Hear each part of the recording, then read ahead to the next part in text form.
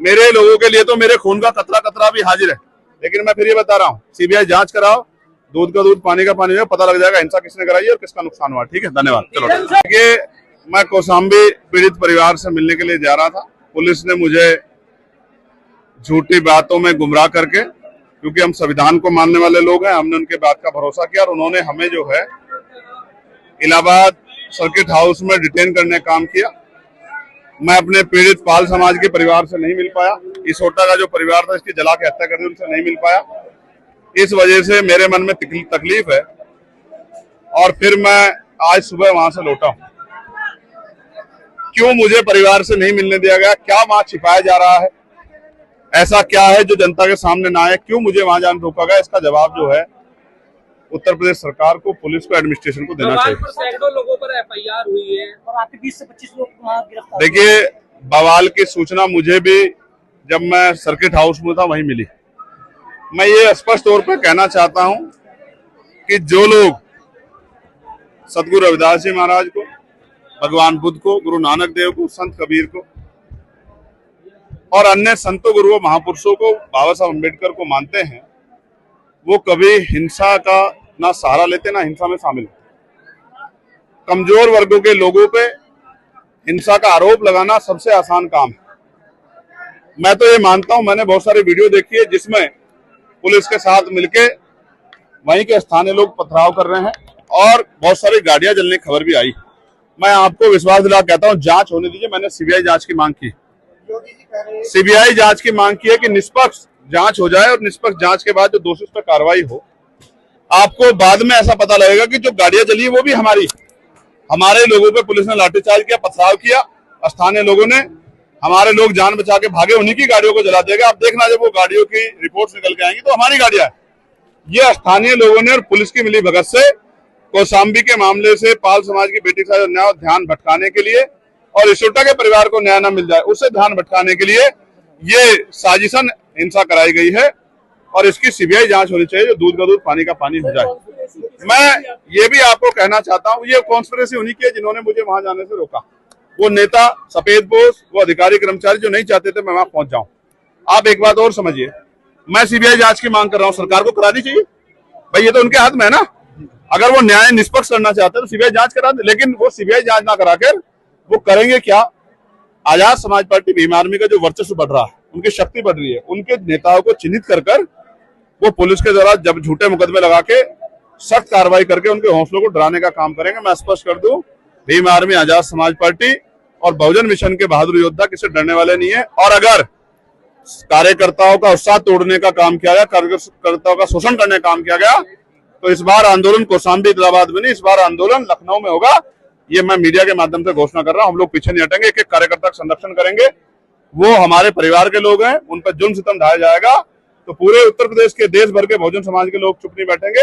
हम लोग सड़कों पर उतर के लखनऊ में आंदोलन करेंगे, मुख्यमंत्री आवास का घेराव करेंगे, विधानसभा घेराव करेंगे, लेकिन अपने लोगों का संरक्षण करेंगे। ये बात मैं आपको कह रहा हूँ। कावड़ मार्ग को लेकर, नेम प्लेट को लेकर भी विवाद फिर से छिड़का नजर आ रहा है। ये सब होटल वालों का कपड़े उतरवाकर धर्म चेक किया जा रहा है, क्या देंगे? इससे आप आइडिया लगा लो कि ये कौन शक्ति है जिनको इतनी ताकत दी गई है कि किसी के कपड़े उतरा के उस व्यक्ति की गरिमा को भी और पूरे समाज की गरिमा पर सवाल खड़ा कर रहे हैं। आप ये समझिए, ये वही देश है जहां तमाम लोग एकजुट होकर रहते थे, तमाम गैर बराबरी को। आज इसमें जो नफरत की खाई बांटी गई, इसका जिम्मेदार कौन? और अच्छी बात यह है कि इसके लिए आपको किसी को ढूंढने की जरूरत नहीं, सरकार इसमें शामिल है। ये दिखाई देता है, सरकार ऐसे आगे से निकालती है। मुख्यमंत्री मेरे खाते में जी, मेरा नाम लिया मुख्यमंत्री। ये सोच समझ के बोलो पत्रकार साथी, हवा मत बोला करो। आप लोग टीआरपी के लिए पता नहीं क्या क्या बोलते हो। मेरा नाम दे तो बताओ, वरना तुम्हारे खिलाफ एफआईआर कर दूंगा कि मेरे खाते से ली जाएगी। बताओ, मेरा नाम लिया गया? मैं फिर आपसे कह रहा हूं, मेरे ऊपर इससे बड़ा आरोप लगाता जब हाथरस की घटना है 100 करोड़ की फंडिंग का। याद है नहीं याद है आपको? जब मैं सहारनपुर जेल में गया 16 महीने नक्सली होने का, इन आरोपों को, तमाम तरह चीजों को मैं जानता हूं और मेरे खाते से करवा लो, मैं तो तैयार बैठा। ब्राह्मण हो या सिख हो या मुसलमान हो या यादव हो, किसी को भी जात के नाम पर मानना ये आतंकवादी के श्रेणी में आता है। एक पहलगाम में हुआ था जो नाम पूछकर, जात पूछकर, धर्म पूछकर मारा जा रहा था। वो गुंडे, वो आतंकवादी आज तक पकड़े नहीं गए। लेकिन अब तो हिंदुस्तान के गलियों में चौक चौराहों पर चुन चुन कर दरोगा साहब जो है वो ब्राह्मणों को नाम पूछकर मार रहे हैं। ये कैसा अन्याय हो गया दर्शकों। कथावाचक यादव के साथ हुआ जो वो गलत था, सब लोगों ने आवाज़ें उठाई, लेकिन उसके आड़ में जो आप ब्राह्मणों को आप पीट रहे हैं ये भी ठीक नहीं है। ये उनकी जो कुटाई कर रहे हैं आप, ये भी ठीक नहीं है। और जो लोग ये कह रहे हैं कि भाई एक्शन का ये रिएक्शन है, ये भी गलत है। कानून आपके बाप का नहीं है, कानून चलाने वाले कानून के जिम्मेदार हैं, वो उसको निष्पक्ष तरीके से चलाएंगे। किसी आम जनता को हाथ में लेने का किसी ने अधिकार नहीं दिया है। चलिए दर्शकों पूरा मामला बताते हैं। मामला सुनकर आप हैरान हो जाएंगे कि यादवों की पिटाई के बाद किस तरीके की खबरें आ रही हैं। ये खबरें हैं कि दरोगा, छोड़िए कोई और नहीं, शेखपुरा में दरोगा साहब ने ब्राह्मण रिक्शा चालक को पीट दिया, सिर्फ ये जानकर कि भाई वो रिक्शा चालक जो है ब्राह्मण है। और इसका बयान भी आया दरोगा साहब का, वो ये कह रहे हैं कि भाई साहब हमको ब्राह्मणों से नफरत हो गया है, घृणा आती है। भाई किसी ने यादव को पीट दिया, कथावाचक यादव को, इसका मतलब ये थोड़ी कि पूरे हिंदुस्तान में ब्राह्मण को चुन चुन के मारेंगे आप। क्या आपके बाप का देश है? ये देश सबका है, ये देश हम सब का है। इसमें आपको ये बोलना और कानून को हाथ में लेना, ये कहीं से कोई इजाज़त नहीं देता। फॉरएवर न्यूज़ के माध्यम से मैं पूरे भारत के लोगों से, इस मुल्क के लोगों से अपील करता हूँ, जात पात की नफरत को बंद कीजिए। किसी के ऊपर हाथ मत छोड़िए। आपको किसी ने हुक्म नहीं दिया, किसी के हक को मत छीनिए। आप जब चाहे जात के नाम पर मार देते हैं, कभी दलितों को मार देते हैं, कभी ब्राह्मण को मारे। ये क्या मजाक बना रखा है आप लोगों ने।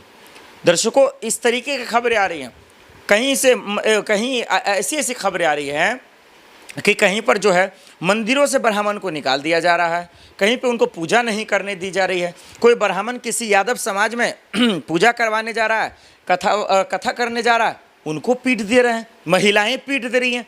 ये क्या मजाक बना रखा है। ये पूरी तरीके से जो नफ़रत फैलाई है आज के हुक्मरानों ने, आज के वज़ीर आज़म ने जो नफ़रत बनाई है फैलाई है, ये फैलाने का जो काम किया है, हिंदुस्तान इसको माफ़ नहीं करेगा।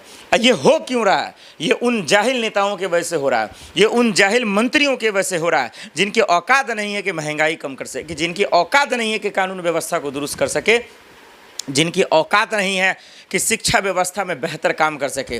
वो बेवकूफ़ मंत्री, वो बेशर्म मंत्री लोगों के बयान की वजह से आज हिंदुस्तान में आपस में हिंदू मुसलमान भाई लोग लड़ रहे हैं।